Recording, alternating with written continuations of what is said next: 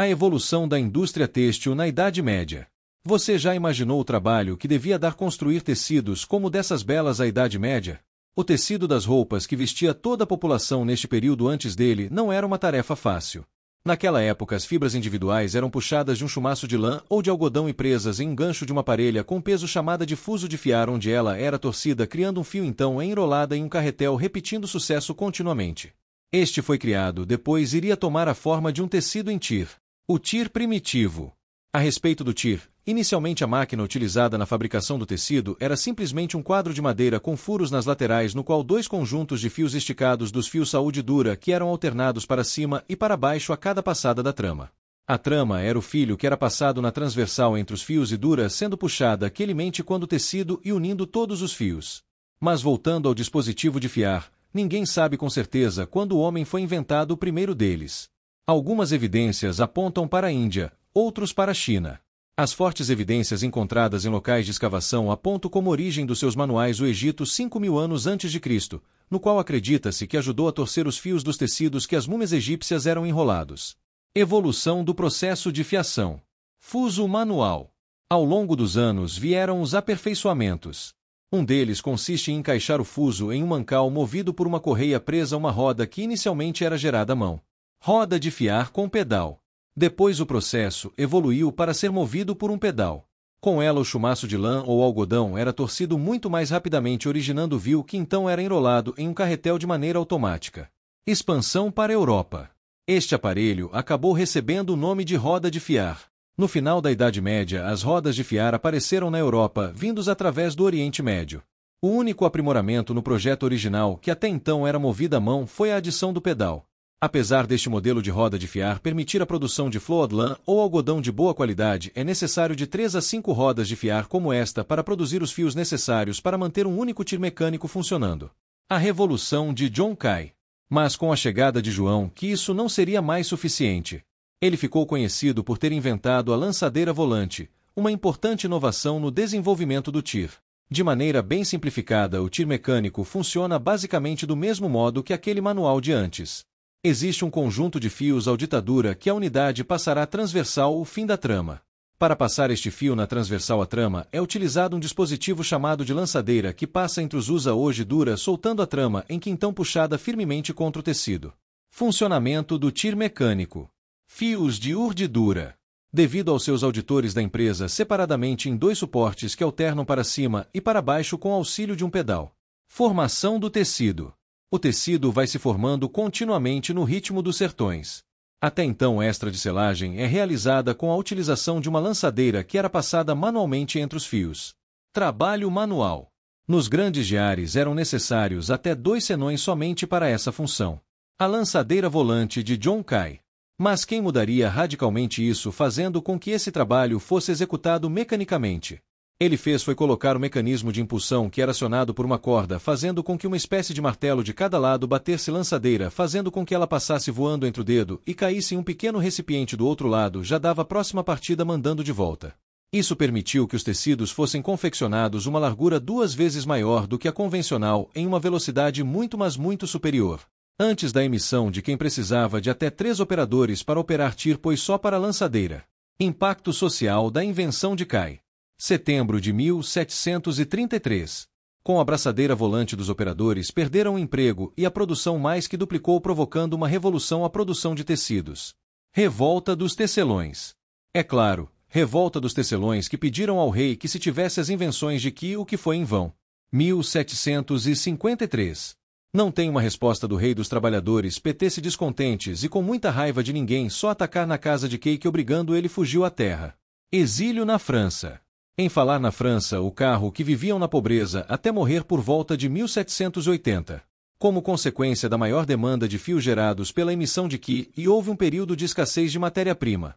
James Hargreaves e o Spinning Jenny. Mas de Harley encontraram uma maneira de aumentar drasticamente a oferta desse estilo. Harley era inglesa à educação formal que passou a maior parte de sua vida trabalhando como carpinteiro. Eles, a família, faziam parte da indústria do algodão com a renda vinda unicamente da produção têxtil. Em 1764, Árvores construíram uma máquina que podia produzir diversos fios de uma só vez, o spinning. O primeiro modelo utiliza 8 fuzis ao invés de um único fuso da roda de fiar tradicional. Funcionamento do spinning jenny. Produção múltipla. Isso produziu 8 filhos que eram torcidos todos de uma vez a partir de 8 marchas pré-preparadas como estas, os longos estreitos de fibras de lã ou algodão que estavam enroladas em carretéis na parte de baixo da máquina. Modelo aprimorado. Aqui vemos o modelo aprimorado do spinning dinâmico, mais de 8 fusos. Quando o operador puxava esta régua, as mechas eram desenrolados, então a régua prendia a mecha a roda girada para produzir a torção grande do filme que então era enrolado no outro carretel. Benefícios econômicos. Essa invenção permitiu que hardwares complementar seus escassos recursos da família com o dinheiro obtido na produção e venda de diversas dessas máquinas de fiar. Consequências sociais das inovações. Contudo, com inovações tecnológicas como lançadeira rolante a máquina de fiar permite um aumento na produção com menos trabalho, podem surgir danos colaterais para os trabalhadores mais último e foi isso que aconteceu.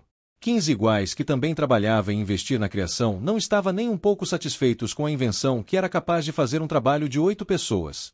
Em 1768, atacaram a casa dos reis e destruíram todas as suas máquinas. Este fato fez com que a família Harley se mudasse para outra cidade, onde fundaram uma modesta criação baseada em sua dimensão. O legado de James Hargreaves.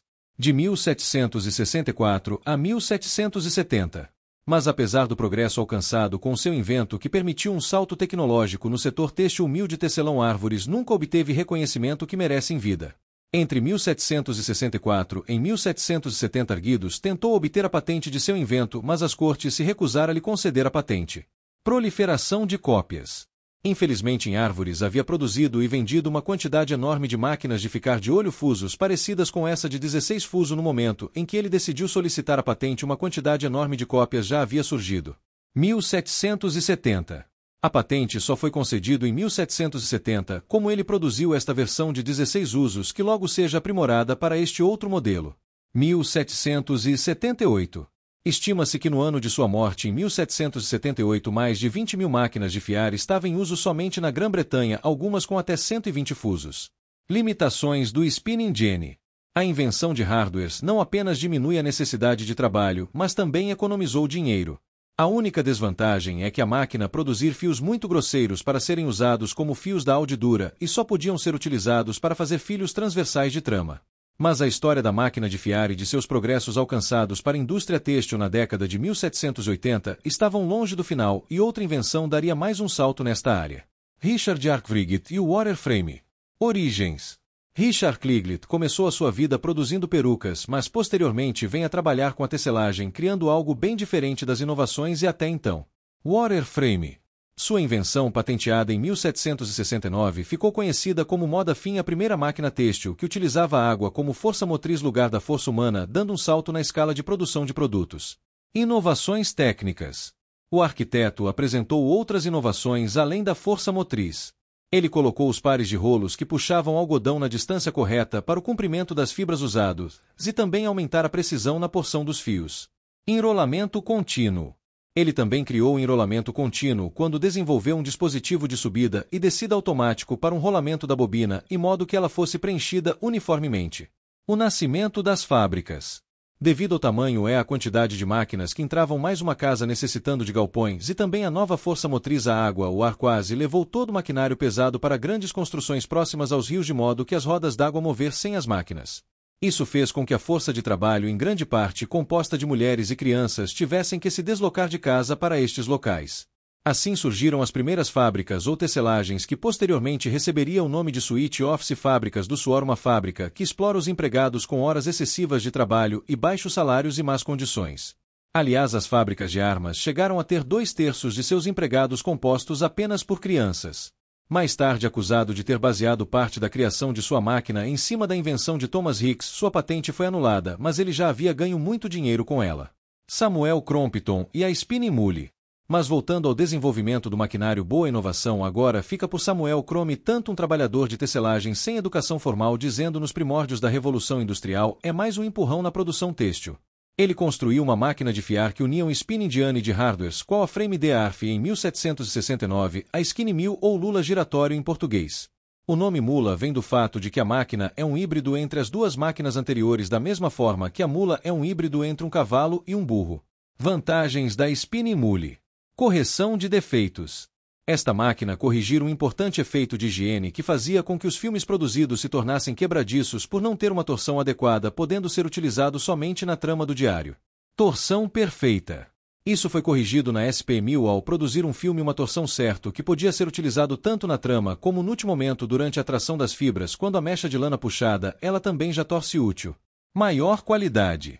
No retorno ela enrolava no fuso, formando o carretel mais rápido com uma melhor qualidade e em uma quantidade muito maior de carretéis, o que é óbvio. Frame é a manual Stone Gene. Outro ganho da SP1000 foi o fato de ela produzir fios mais finos que recebiam o melhor preço de mercado, sendo vendido por pelo menos 3 vezes o preço dos fios mais grossos. A luta de Crompton por reconhecimento. Pronto financiou pessoalmente essa missão, trabalhando como violinista no Teatro Bolton, onde ganharam os trocados por espetáculo, levando todo o dinheiro no desenvolvimento deste nível. Apesar de todo o esforço e dedicação, e levando mais de 5 anos para inventar a professora máquina, ele nunca recebeu royalties por sua missão, pois não conseguiu registrar a patente. Quem acabou registrando a patente foi então o famoso Distrai Cliglett. No entanto, mais tarde Clinton conseguiu reverter a situação, conseguindo uma indenização do parlamento inglês no valor de 5.000 libras devido ao dano financeiro que sofreu por não ter a patente. A batalha legal de Crompton. Coleta de evidências. Algo que ele conseguiu reunir evidências de todas as fábricas que estavam usando sua invenção. Uma consequência para ganhar a causa de bebidas à época é que a patente e teve que tornar-se pública, motivo para que ele nunca receber seus hits da invenção que transformou o país. Tentativa de empreendimento.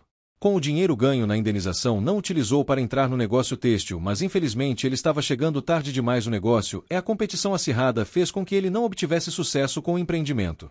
Fim trágico. Ele morreu pobre em 1827. O legado da indústria têxtil.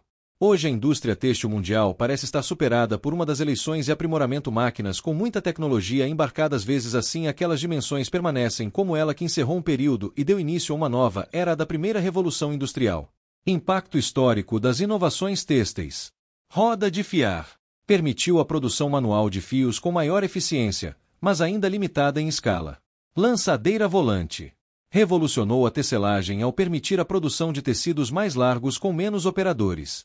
Spinning Jenny. Multiplicou a produção de fios ao permitir que um único operador produzisse múltiplos fios simultaneamente. Water Frame. Introduziu a energia hidráulica na produção têxtil, criando as primeiras fábricas modernas. Spinning Mule. Combinou as melhores características das máquinas anteriores, produzindo fios de alta qualidade em grande escala.